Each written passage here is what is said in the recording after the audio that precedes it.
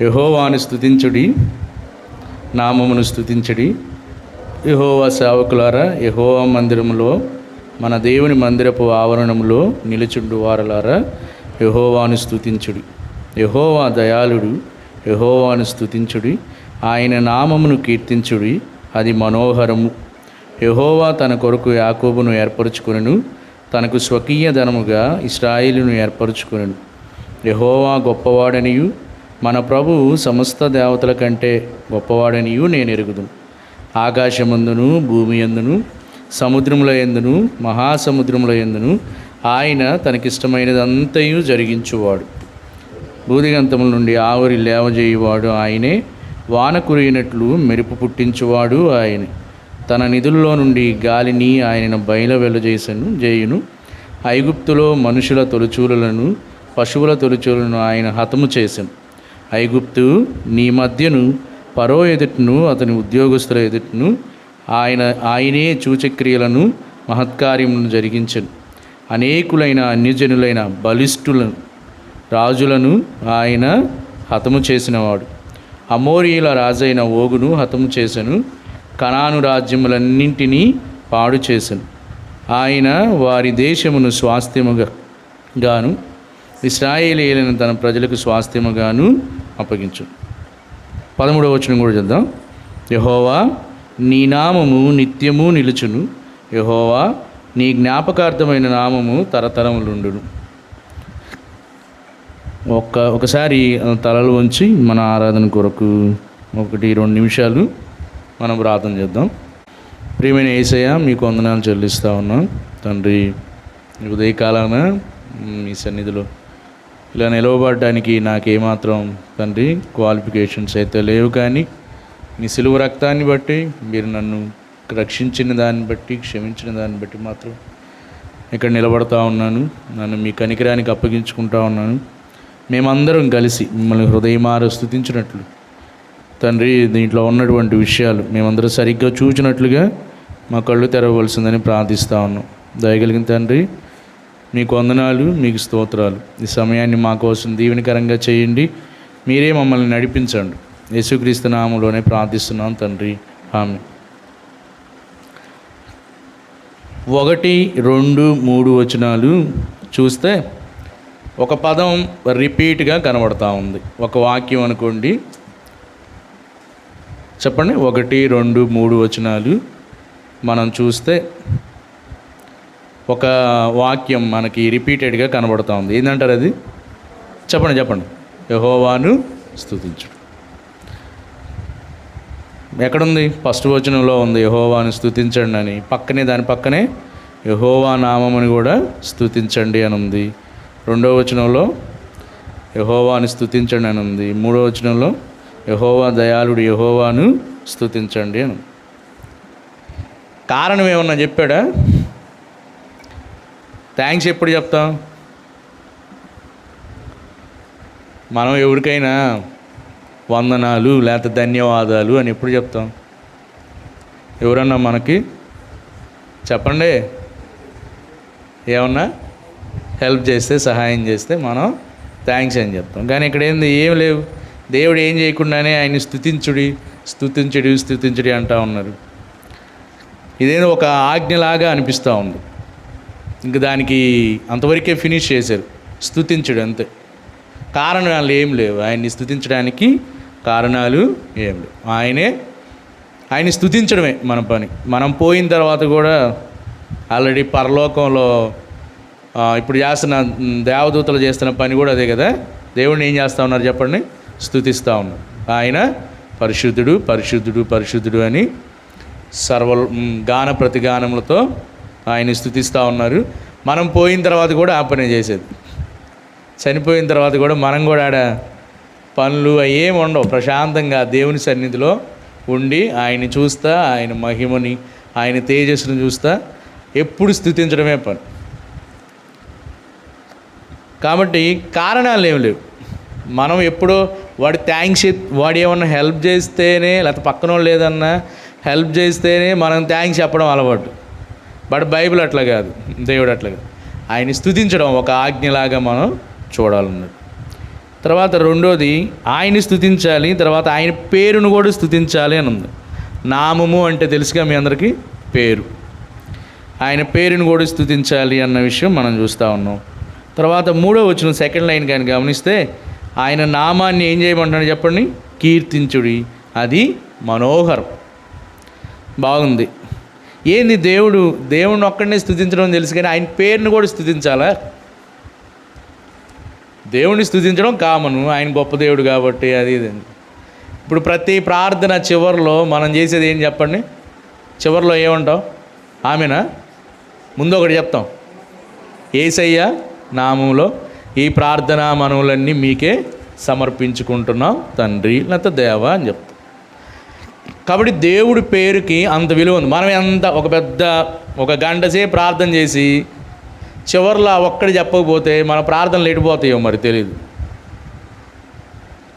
మొత్తానికి మనం తండ్రి దగ్గరికి వెళ్ళాలి అంటే ఎవరి గుండా మాత్రమే వెళ్ళాలి చెప్పండి? యేసయ్య నామం గుండానే వెళ్ళాలి. కాబట్టి ఏం చెప్తామని చెప్పండి? ఆయన నామమును కీర్తించుడి, అదేంటంటే చెప్పండి? మనోహరమైనది. ఆయన్ని స్తుతించడం, ఆయన నామాన్ని స్తుతించడం, ఆయన నామాన్ని కూడా కీర్తించడం అనేది. సరే, 13వ వచనం ఒకసారి చదువుదాం. 13వ వచనం చదవండి ఒకసారి. యెహోవా నీ నామము నిత్యము నిలుచు.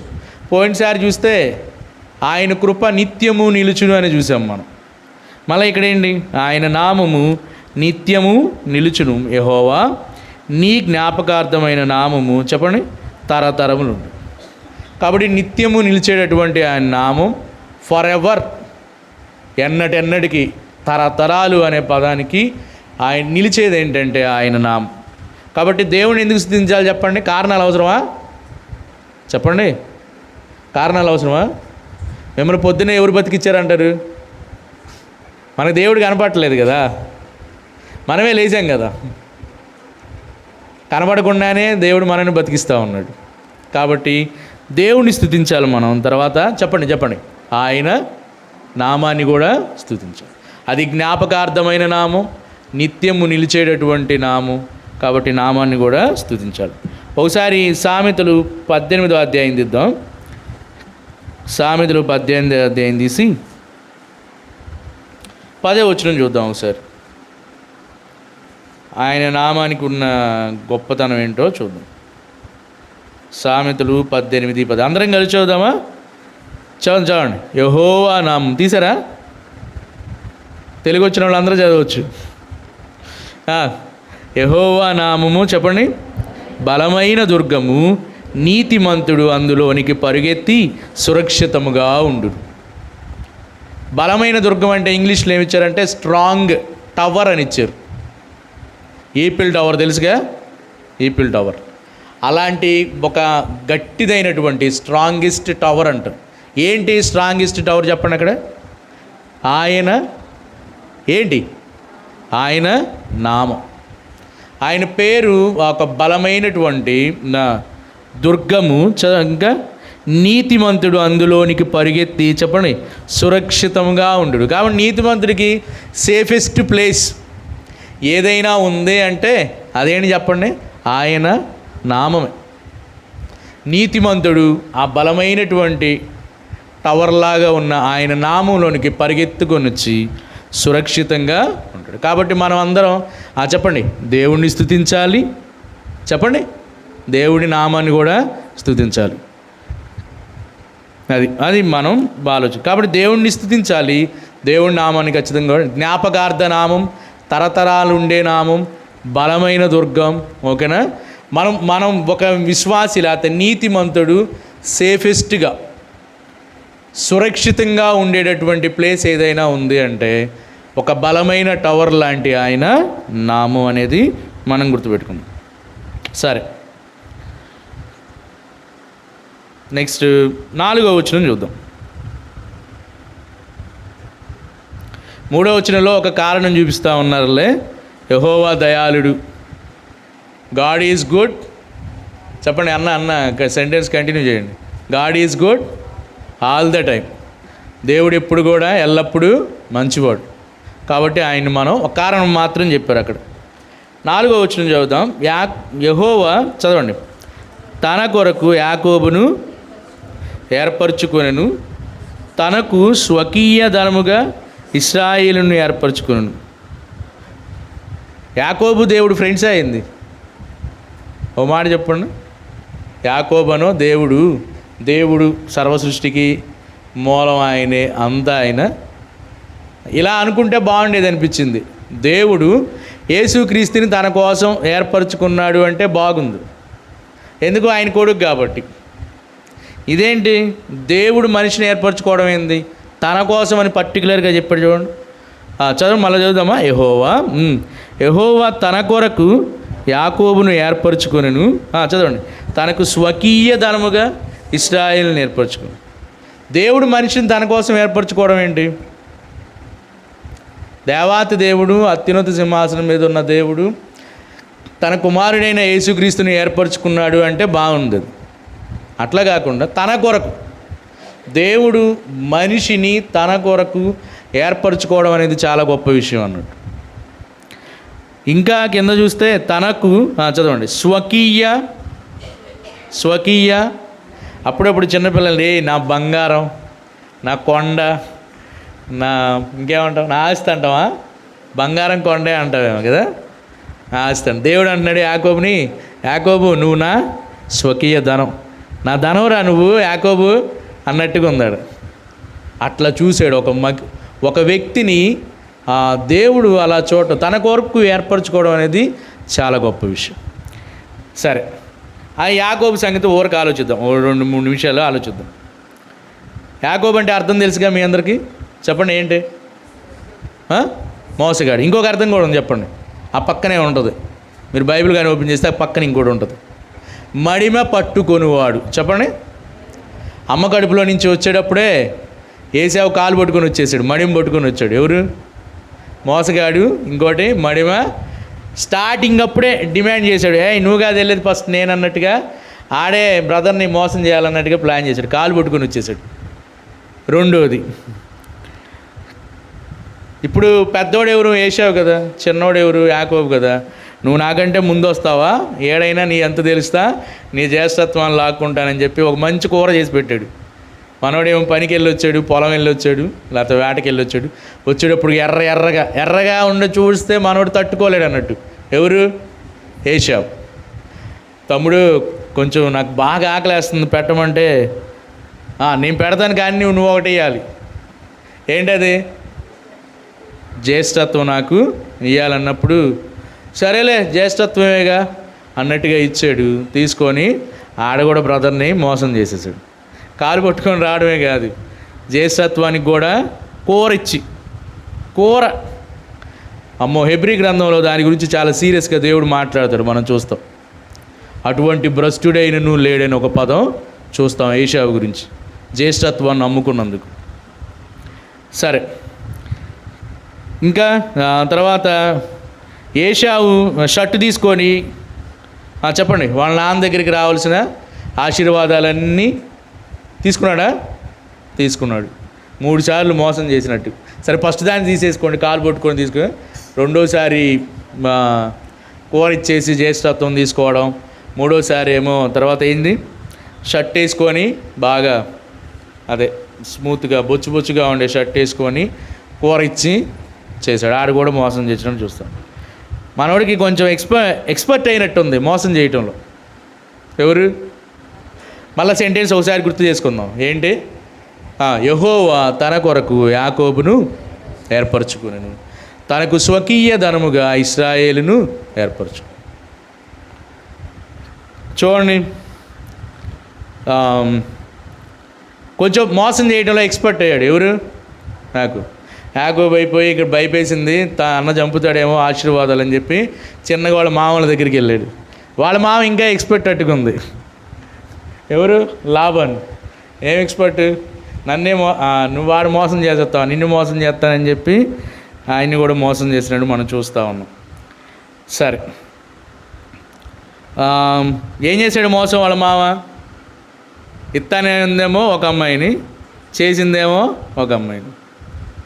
మనోడు కొంచెం ఆరితేరాడు, 2-3 సార్లు మోసం చేయబట్టి ఆరితేరాడు. ఎవరు? యాకోబు. ఏడుకు వచ్చిన తర్వాత పప్పులు ఏమి ఉడకలేదు, మారిపోయింది. 7 సంవత్సరాలు పని చేయి, అమ్మాయిని ఇచ్చేస్తా అని చెప్పి మోసం చేశాడు వాళ్ళ మామ. ఒకసారి చదువుదామా? ఆదికాండం 31వ అధ్యాయం 7వ వచనం చూద్దాం. చదవండి.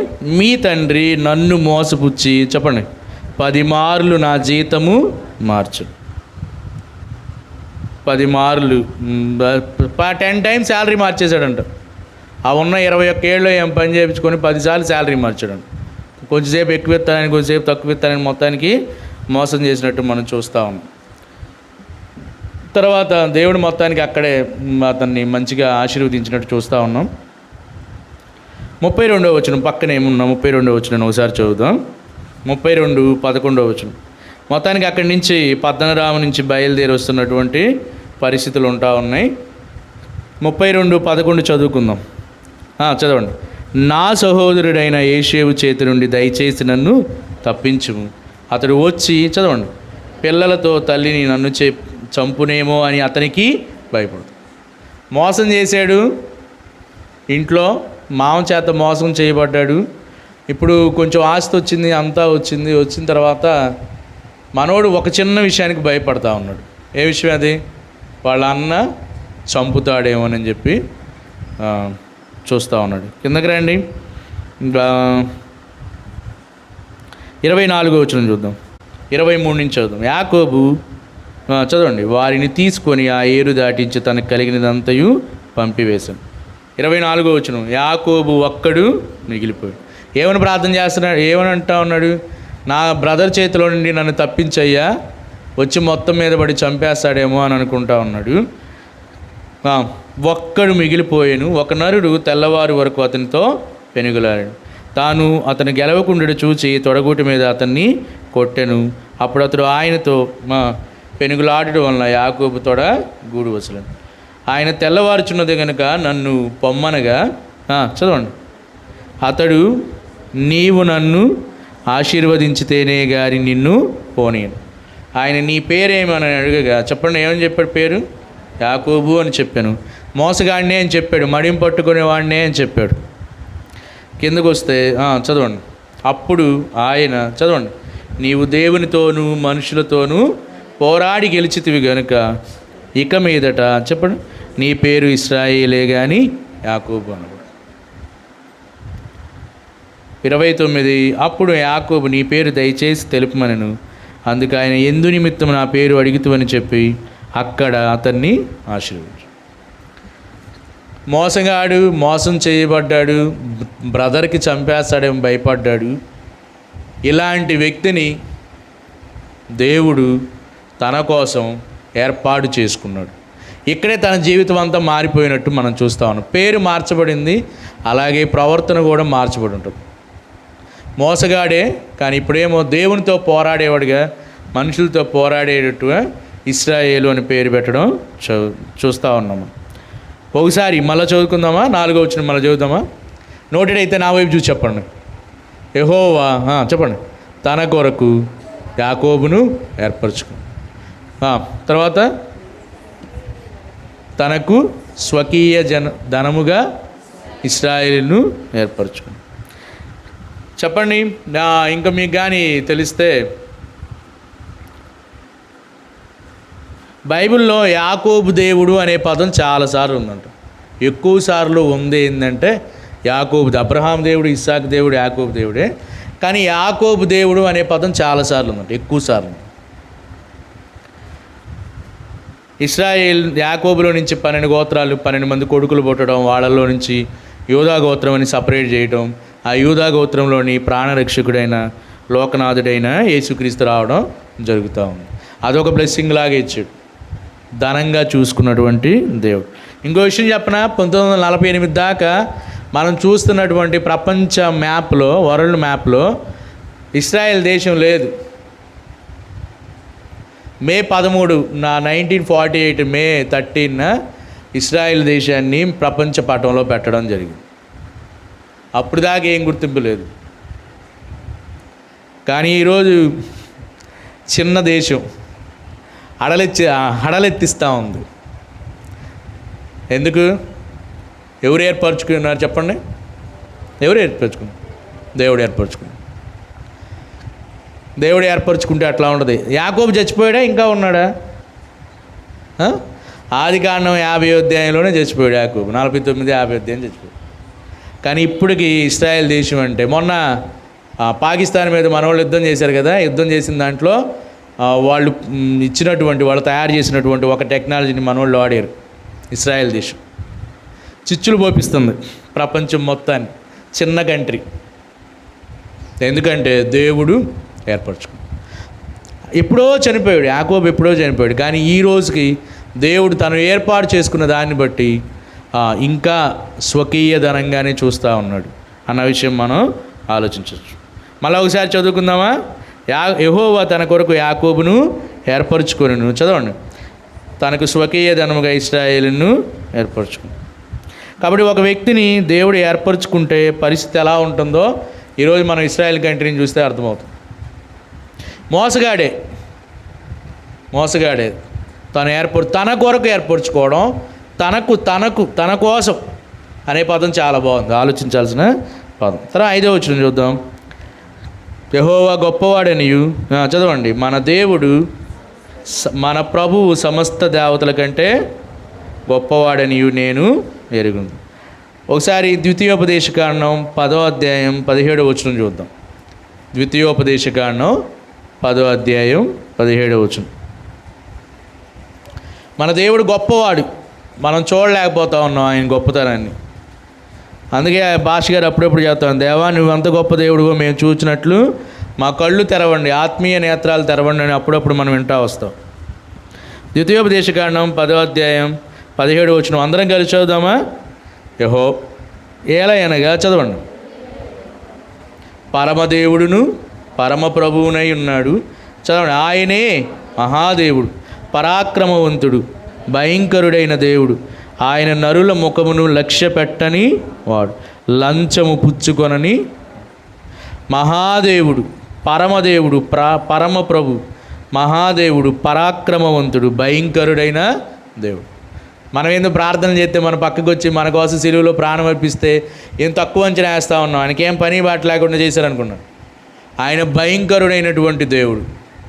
ఎంతసేపుడికి మన ప్రార్థనలకు జవాబిస్తున్నాడు, మన మీద ప్రయాణం చూపిస్తున్నాడు. ఇట్లానే కాదు, కొదమ సింహంలాగా రాబోతూ ఉన్నాడు అని చూస్తూ ఉంటాం.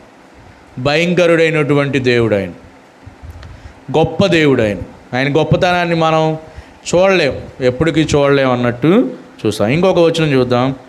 ఇర్మియా గ్రంథం 10వ అధ్యాయం 10, 11 వచనాలు చదువుదాం. ఇర్మియా గ్రంథం 10వ అధ్యాయం 10, 11 వచనాలు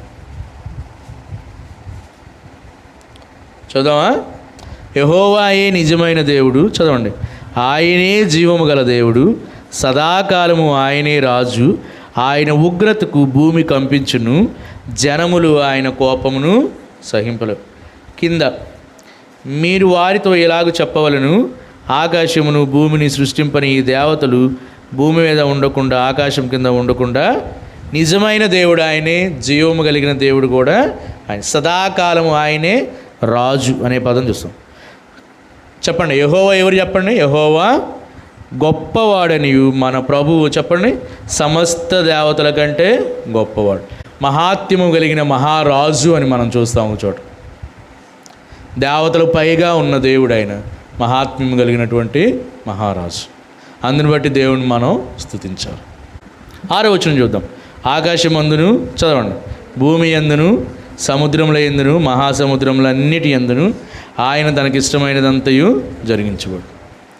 ఏంటి? 4 విషయాలు ఇచ్చారు అక్కడ, చెప్పండి. ఆకాశం, భూమి, సముద్రాలు, మహాసముద్రం.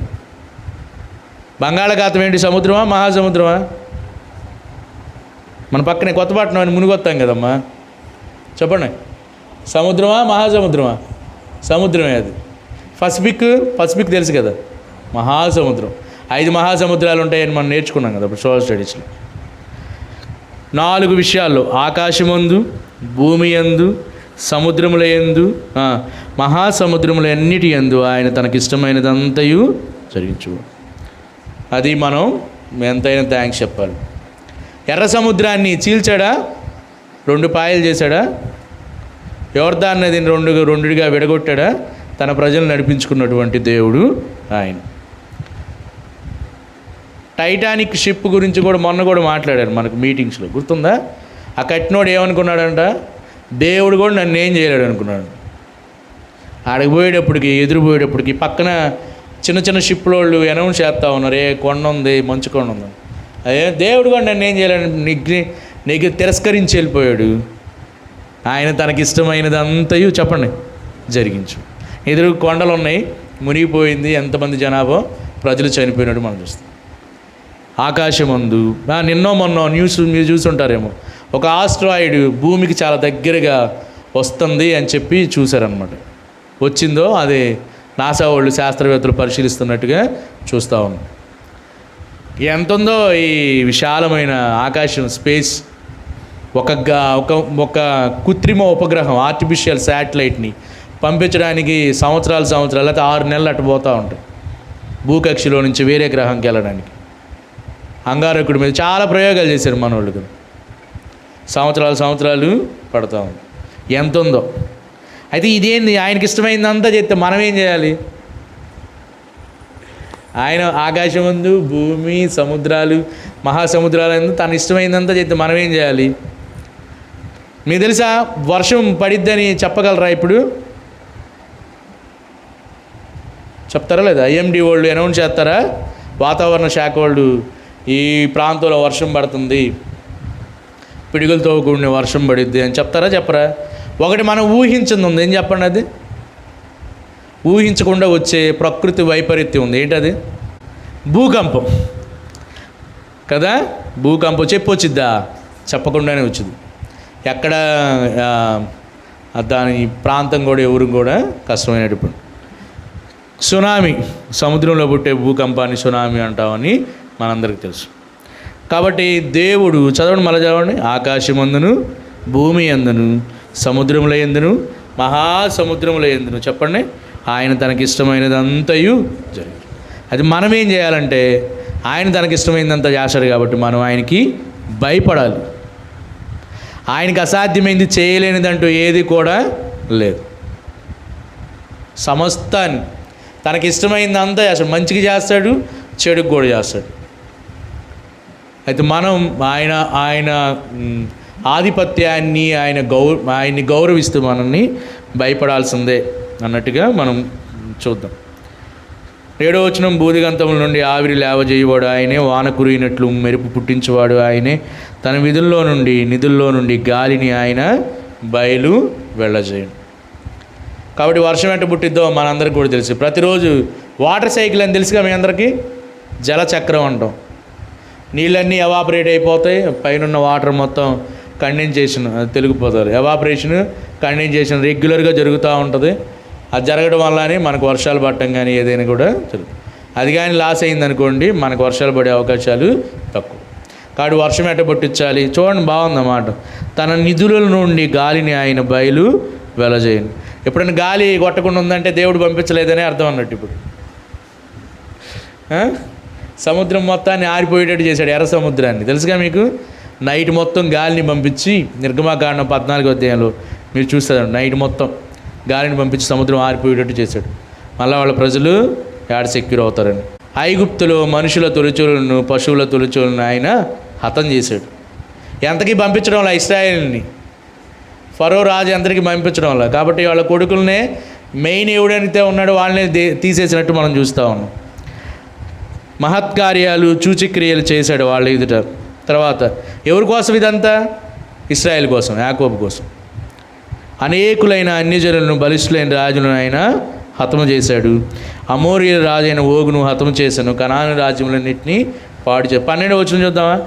ఆయన వారి దేశమును స్వాస్థ్యముగాను, ఇశ్రాయేలీయులైన తన ప్రజలకు స్వాస్థ్యముగాను. పక్కన వాళ్ళు తీసుకొచ్చేది వాళ్ళ ప్రజలకి ఇటువైంది దేవుడు. అన్యాయం కదా. 7 రకాల ప్రజలు ఉన్నారని మనం అందరూ తెలుసు, అశ్షూరీయులు అని 7 రకాల ప్రజల గురించి మనం వింటా ఉన్నాం. వాళ్ళందరి ఇశ్రాయేలు ప్రశాంతంగా వెళ్ళి ఏం కట్టాల, అక్కడ ఇళ్ళులో ఏం కట్టుకోవాలా, ప్రశాంతంగా కనాను దేశం వెళ్ళి లగ్జరీగా వాళ్ళు ఉండిపోయారు. ద్వితీయోపదేశకాండంలో మనం చూడొచ్చు. అది లగ్జరీగా వాళ్ళది ఎవరిదో స్వాస్థ్యాన్ని వాళ్ళు ప్రశాంతంగా కట్టుకున్న దాన్ని ఎవరికి అప్పగించాడంట? తన ప్రజలకు అప్పగించాడు. చూడండి, దేవుడు ఒక వ్యక్తిని ఏర్పరచుకుంటే ఎంత ఇస్తాడో, పక్కన వాళ్ళు కూడా మనకు వస్తాయి అన్నట్టు. అంతేరా? సరే, 13వ వచనం మళ్ళీ చదువుకుందాం. యెహోవా నీ నామము నిత్యము నిలుచుము, జ్ఞాపకార్థమైన నామము తరతరములు ఉండును. 14 యెహోవా తన ప్రజలకు న్యాయం తీర్చును, తన సేవకులను బట్టి ఆయన సంతాపము. నువ్వు ఖచ్చితంగా తన ప్రజవైతే, తన బిడ్డవైతే ఖచ్చితంగా నువ్వు ఏదైనా ఇబ్బందుల్లో ఉండి ఖచ్చితంగా నీకు న్యాయం తీరుస్తూ ఉంటాడు. 19, 20, 21 వచనాలు చదువుకొని మనం ప్రార్థన చేసుకుందాం. చదువుదాం అందరం. ఇశ్రాయేలు వంశీయులారా, అందరం కలిసి చదువుదాం. యెహోవాను సన్నుతించుడు. అహరోను వంశీయులారా, యెహోవాను సన్నుతించుడు. లేవీ వంశీయులారా, యెహోవాను సన్నుతించుడు. యెహోవా యందు భయభక్తులు గలవారలారా, యెహోవాను సన్నుతించుడు. యెరూషలేములో నివసించే యెహోవా సియోనులో నుండి సన్నుతింపబడును గాక, యెహోవాను స్తుతించుడు. ఈరోజు మనం కూడా చెప్తాం. అక్కడ ఒక లిస్ట్ ఇచ్చారు. ఇశ్రాయేలీలు ఏర్పరచుకున్న ప్రజలు, అహరోను యాజకుడు, లేవి వంశస్థం కూడా యాజక ధర్మాన్ని పాటించేది, యెహోవా యందు భయభక్తులు కలిగిన వాళ్ళు. ఈరోజు సాలెం సంఘస్థులు కూడా ఏం చెప్తాం? మనం కూడా యెహోవాను సన్నుతించుదాం అని చెప్తాం. కాబట్టి కారణాలు ఏమి లేవు దేవుణ్ణి స్తుతించడానికి. ఆయన అంతే, ఆయన ఉన్నవాడు, అనువాడు. ఆయన కారణాలు ఏమి ఎతకాల్సిన పని లేదు. ఆయన్ని స్తుతించాలి, ఆయన నామాన్ని స్తుతించాలి. నామం ఎలాంటిదని చెప్పాను ఇందాక, సామెతలో ఒక వచనం చూపించాను. ఏంటది చెప్పండి? బలమైన దుర్గం, నీతిమంతుడు అందులోనికి పరిగెత్తి సురక్షితంగా ఉండేటటువంటి నామం. కాబట్టి దాన్ని బట్టి మనం దేవుణ్ణి స్తుతించాలి. ఆయన దయాళుడు కాబట్టి ఆయన స్తుతించాలి. ఒకసారి 4వ వచనంలో మన పేరు పెట్టుకొని చదువుకుందామా? మనకు అంత విషయం ఉందంటారా? ఒకసారి చదువుకుందాం. చూడండి, అందరూ చదవండి. యాకోబు అనే ప్లేస్ దగ్గర మన పేరు పెట్టుకొని చదువు. 1, 2, 3 స్టార్ట్. యెహోవా తన కొరకు ఏన పట్ల మీ గొంతులు అంకారావును చెప్పండి. ఏం చెప్పరు? యాకోబు ప్లేస్లో మనం కూడా పెట్టుకుందాం. యాకోబులాగా మనకి దేవుడు, యాకోబు డైరెక్ట్గా ప్రత్యక్షత ఇచ్చి అట్లాంటి పరిస్థితులు మనకు వచ్చి ఉండకపోవచ్చు, కానీ దేవుడు మనల్ని కూడా ఏర్పరచుకున్నాడు. అందుకే ఈరోజు మనం ఇక్కడ ఉన్నాం అన్నట్టు. ఇంకా యాకోబు కోసం రక్తం కార్చింది ఏం లేదు, కానీ మన కోసం పరలోకాన్ని దిగొచ్చేసి, ఆయన గొప్ప దేవుడు, అత్యున్నత సింహాసనం మీద ఉన్న దేవుడు ఆ పరలోకాన్ని దిగొచ్చి మన కోసం, మనం చస్తే నరకంలో ఉంటామని చెప్పి ఆ నరకయాత్ర ఆయనే పడి మన కోసం చనిపోయిన గొప్ప దేవుడు అన్నట్టు.